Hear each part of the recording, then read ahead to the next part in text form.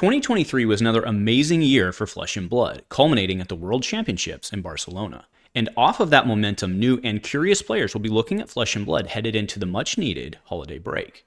But 2023 was also one of change. 3 main expansions, a social gaming product, the addition of 11 new heroes, and the retirement of 4 old favorites in CC alone. So what are the best heroes to start out with headed into the new year?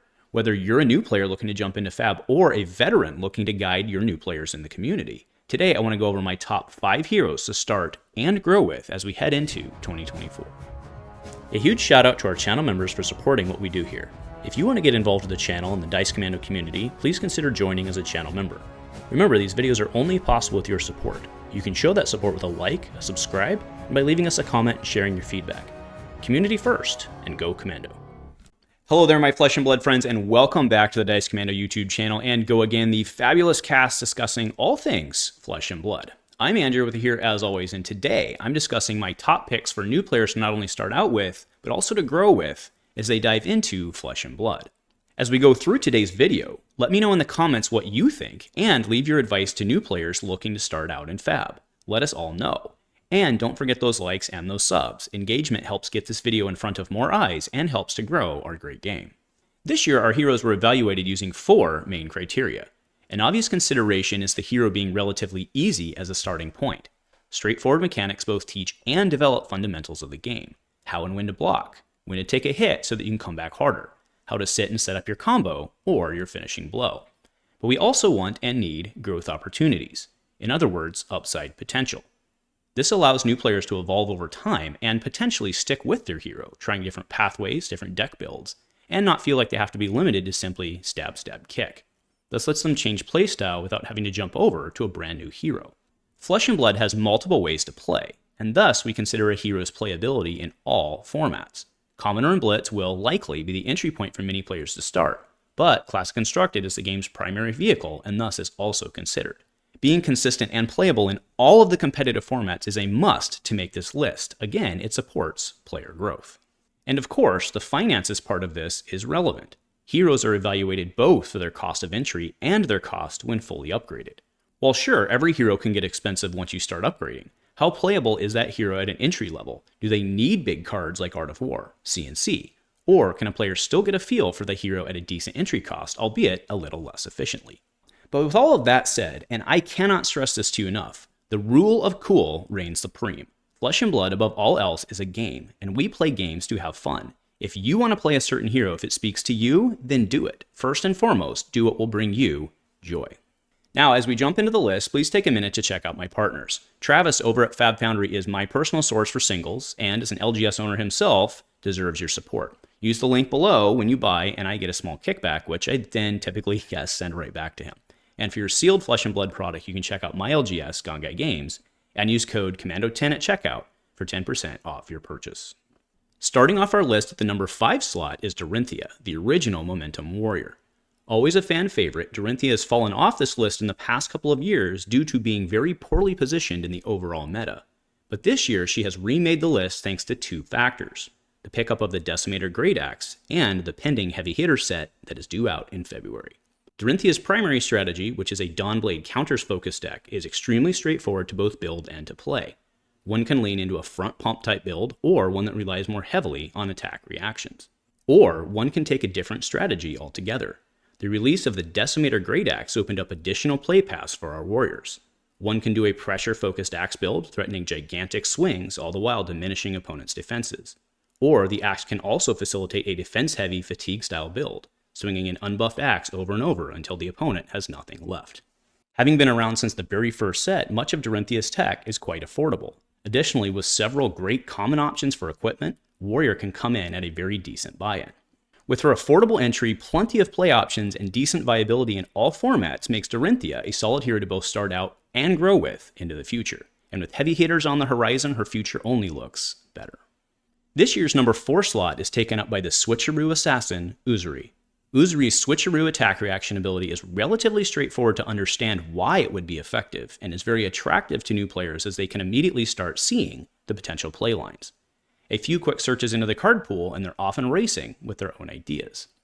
Over time, players can grow and evolve how they approach building with Uzuri. She can be played with a mid-range type build, leaning heavily into her switcheroo deliver on hits, or she can build with a more fatigue-style focus using the Dynasty attacks to threaten damage or to mill. The Assassin equipment loadout is very affordable. Mask of Perdition removes the immediate need for Crown of Providence, and Redback Shroud at around $10 is a legit backfill for Tunic, still threatening that extra resource when needed for attack reactions. On top of that, from a pure entry level, not only are many of the Assassin equipment pieces extremely cheap, but they also have very equivalent common swaps for nearly every slot. Uzri's key class Majestics are quite affordable as well, but one drawback to her is that making the jump from entry to fully tuned can be a pretty penny. Cards like CNC and Codex of Frailty instantly catapult her into the hundreds of dollars. Uzri promises to have major upside potential going into the competitive meta as well, and with her ability to constantly threaten on hits is a great choice as she'll always be somewhat relevant, and it will only get better with each new set release. Coming in at our number 3 slot is Fi, the Draconic Ninja, because hey, let's be honest, the little kid in all of us loves the idea of a fire ninja. Fi is quite competitive in all formats, and despite being an inherently aggro hero, he is surprisingly flexible and has numerous build options and strategy paths. He has the full Draconic line using Searing Emberblade, the Kodachi Fi line with Rupture cards, or even combo-type lists. With only slight changes, only a handful of commons and rares, a player can change Fi's playstyle quite significantly. This leaves a ton of room for exploration and growth at a minimum price point. Fi can be relatively cheap to put together at the entry level. Mask of the Pouncing Lynx is viable in CC, although yes, banned in Blitz, and Shuko is a very affordable legendary arm piece if one wants to upgrade early. Even so, he has 2 common arm piece options to choose from. Lots of affordable options for ninjas. Now, one point of caution to Fi from a new player standpoint is his tendency to not want to block and instead just race. This may appeal to a lot of new players out of the gate with an aggro mindset, but this potentially, again depending on the player, may be a risk to them in terms of developing their flesh and blood fundamentals. And that's why I have Fi higher on this list. Blocking is an essential skill in Fab, and starting off with a hero that largely ignores that can be, potentially, a speed bump on the growth path to a new player. Once again, and likely as a surprise to absolutely no one, Bravo the OG Guardian pops his head onto this list. This year, Bravo takes our number 2 slot. Bravo is an extremely balanced entry hero when it comes to learning the fundamentals of Flesh and Blood, combined with his ability for upside growth that one can ride all the way to the top tables. Bravo defends well, he has access to arguably the best all-around weapon in the game, and can close out games with his dominate ability.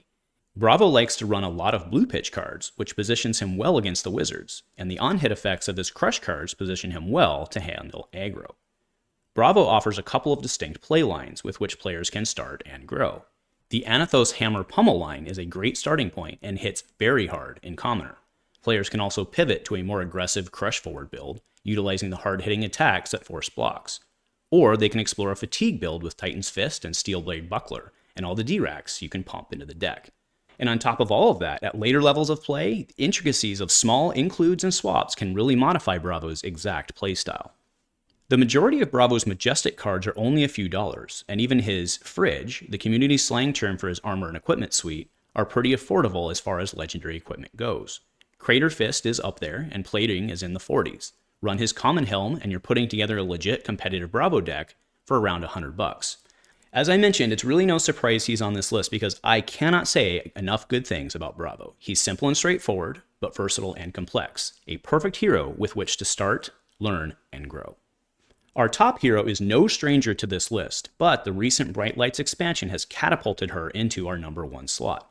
Honestly, I can't say enough good things about Dash as an entry hero or as an experienced hero.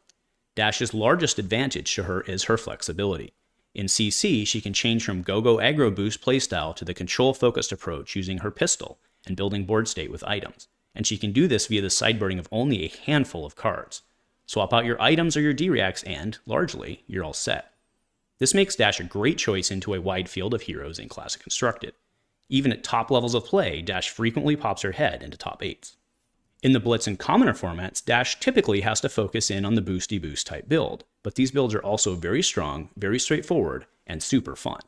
Dash is also very, very cheap. Few of her cards are greater than a few dollars, and her legendary chess piece, the Teklo-Heart, is easily swapped out for Vest of the First Fist.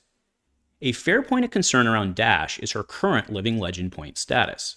That said, the portability of her cards into the other mech heroes, I believe, offsets this as short-term concern. Even if she does ascend, there are 2 legitimate heroes that are an easy jump at little or no cost. The upside on growth for a new player on Dash is very, very high. Dash is a hero that you could pick up on day 1 and be perfectly happy with playing with as your forever hero. She's that fun, that good, and that deep, and as such, a fantastic choice for new players. So that caps off our list, but before I go, I'd be remiss to not have a discussion around the Living Legend system and long-term hero viability. The Living Legend system is Flesh and Blood's primary method of rotation. Heroes earn points based on high-level event wins, and when they cross the required number in each format, they become unplayable in said format. Heroes that are close to their numbers are obviously less desirable because it gives you less time to play them and less mileage out of any purchases. However, the LL system is a cumulative system. In other words, all heroes will eventually ascend, whether it takes 1 year or 10. As such, it's always good to look at crossover options when evaluating your heroes. For example, Dash and Fi, both on our list, are concerningly close to their numbers in Classic Constructed, and there's a good chance that they could ascend at some point in 2024. And yet, I am comfortable leaving them on this list because of the portability over to the other existing heroes. Dash's cards maintain playability with the other Mechanologists, with obviously minor tweaks in playstyle. And while Fi's Draconic cards currently have no other hero option, the vast majority of his expensive cards do port over to the other ninjas. Sure, there's no perfect formula or approach to considering this for all heroes, but it's certainly something to maintain in consideration, especially when taking the dive to trick out a hero. But of course, remember that golden rule. If they look cool and it's going to make you happy, then it sounds to me like it's the right choice. So that does it for today's list. Hopefully this helped you in whatever stage of the game you're in and stimulated some thought and discussion. So thank you everyone for tuning in. As always, I really appreciate dialogue and comments, and I do try to answer everything that I can. I love interacting and having very constructive conversations with you all. So please let me know in the comments what you're thinking. I appreciate all of you. Thanks for tuning in, and as always, my friends, go Commando.